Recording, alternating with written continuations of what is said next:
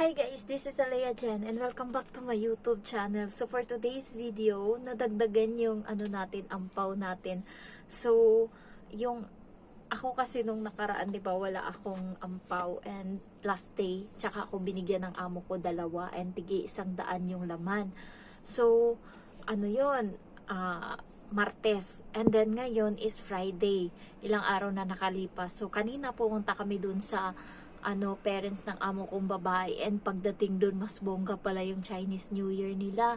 Marami silang mga, amin dito napakasimple lang, sa kanila may mga halaman and parang meron silang lugar na doon nakalagay yung mga halaman, and then yung orange na malaki na maraming bunga. Ayan, so nandun, and then una pagdating ko, and then gumanon yung matandang lalaki. Ganyan, ngumiti siya. So sabi ko din, Kong, hi Pachoy, Kong. Sabi ko ganun, tapos tumawa ako. And then tumawa siya. And pumasok siya sa loob ng kwarto, and then ako, nandun sa bata, naglalaro. Tapos maya sabi niya sa akin, oh, pinakita niya, oh, tapos naputol nga lang kasi, parang may sinira ata yung bata na laruan, so inayos niya muna. So nilapag yung ganto, yung ampaw doon sa loob ng kwarto, and then bit pagkatapos niya nagawa, bit niya to, and then kausap niya yung matandang babae, and then yung amo ko. Tapos bit niya lang to, hinayaan ko lang. Tapos nung nakatsyempo siya, tinawag niya na ako. Sabi niya, come here, and then nakangiti siya, inabot niya sa akin. Tapos ako tuwang-tuwa din, sabi ko, why, thank you so much. And then sabi ko, Dochisai, Kong. Tapos sabi ko, ma'am, I have. Sabi ko, ganun, pinakita ko sa amo ko. Sabi ko, meron ako. Sabi ko, ganun sa kanya. And then tumawa yung amo ko. So, ito yung binigay niya. Yung sa amo ko is alam mo yun, yung napakabago. Ayan. So, walang bahid ng kung ano-ano. Ito, parang luma siya. Hindi ko lang alam. Pero ito, Citibank, dito nagtatrabaho yung amo kong lalaki. So, binigay ata to sa kanila. Maraming ganito yung amo kong lalaki. Bundle. So, binigyan sila. And then, hindi ko muna inopen kasi ina-expect ko yung laman. Pag, diba, pag matatanda, yung laman, lang, 20, 50. So, yun yung ina-expect ko. So, hindi ko inopen. Hinayaan ko lang. And then, pero excited akong buksan kasi matandang lalaki yung nagbigay. Ang ginawa ko is, gusto ko talaga siya buksan, di ko lang magawa. Ang ginawa ko, sinuksok ko siya sa jacket ko, ito. And then, pagsundo ko sa bata, paglabas ko, nakakahiya. Kasi syempre, madaming tao. Tapos, binuksan ko. And then, nashock ako sa laman, guys. Ito, 2. And then, yung laman niya is tigi 100. Ito is, 200 siya, 200, tas isang ganto. Akala ko kapag isang ganto, isang pera lang din na papel yung laman, hindi pala ganun. Ano pala, depende pala sa kanila. And eto, 200 yung laman. Akala ko kuripot yung matandang, kasi yung matandang babae kuripot nung bago ako, binigyan lang ako ng pagkain. Alam mo kung ano yung pamilya na galante sa amo kong lalaki. Pag unang punta ko dun, sa isang beses ko lang kasi na-meet yung yung matandang babae, pero bata pa siya. Isang beses ko lang siya na-meet, and pagkakita niya sa akin, maliit lang nga yun, binigyan niya ako 500. Siguro pag ngayong Chinese New Year, pag nakita ko sila, galante yung mga yun, baka siguro 1,000 yung ibibigay. And then, lalo yung matandang lalaki, yung nito, papa ng amo kong lalaki, mas galante yun, mas mapagbigay, kasi hindi ko talaga sila makita-kita. Minsan lang ako nakita sila, parati kasi akong naiiwan dito. So, doon parati ako pumupunta sa parents ng amo kong babae, kaya eto, nabigyan ako 200. And then, syempre, meron tayo ditong 100 kada sobre. Ang bago-bago to, yung sa amo kong, dito sa amo ko, bago yung pera nila.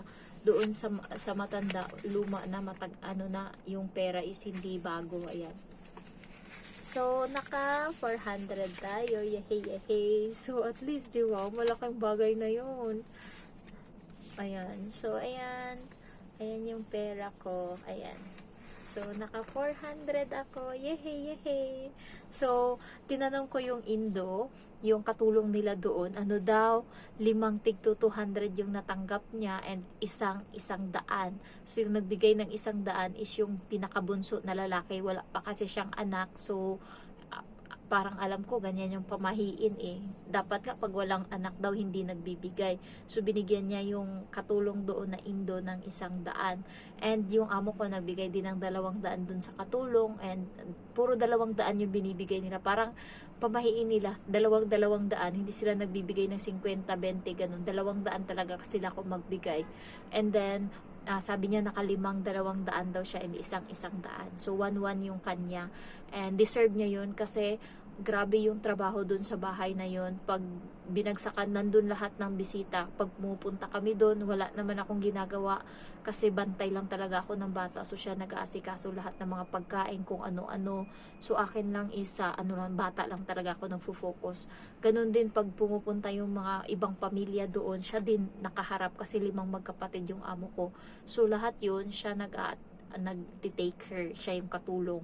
Kaya deserve niya yung natanggap niya and natuwa ako kasi syempre hirap din yun siya sa buhay. Ano na siya, parang 5 years na siya dito 5 years siya sa Hong Kong nagtrabaho and wala siyang napundar din. Puro lang siya, single pa siya, nandito na siya pero hindi siya nakapundar ng bahay na concrete, hindi ganun. Parang hindi ko alam kung anong tinagagawa niya sa pera niya and then nag for good siya kasi sabi niya nga alagaan niya yung anak niya ganun. Pero nung nandun siya wala ng pera kaya bumalik siya dito sa Hong Kong and ngayon yung amo niya dati ang ganda ng ng buhay pero pagdating ngayon is sumusuko siya dito sa matanda, sa parents ng amo kong babae kasi grabing sela nung babae, nung matandang babae tapos puro sigaw siya. Ayan, so buti na lang talaga hindi nagmana tong amo ko, hindi siya pala sigaw. Kahit yung mga kapatid ng amo ko hindi sila pala sigaw, mahinahon sila. Pero yung yung matandang babae, pasigaw siya parati, always siya pasigaw. Ayan, so nagagalit siya always. Pero tong amo kong babae hindi ganun, buti naman. Siguro depende lang din sa kung compatible kayo na helper and employer, ganun siguro yun. So thankful ako and siguro bibili ako ng mag-shopping ako kahit isang damit na man lang. Deserve ko naman yan para meron akong remembrance nitong Chinese New Year. So bukas off ko and yung iba na stress sila kasi wala na silang pera and may 2 day off pang natitira. Ako may 400 ako galing sa ampaw and meron pa akong 200 sa wallet. So may 600 pa akong natira and ayun, nakabili ako kanina ng itlog and then itlog maalat din and then maling na 24, 3 piraso and then hotdog 18 lang yun and napakarami na. So yun yung pagkain ko kasi 3 araw akong pumasok dito sa amo ko. Hindi sila kumakain dito. Ni isang beses hindi ako nagluto ng pagkain para sa kanila. So, isang beses ko lang din pinakain yung bata ng ng kanin. Isang beses lang.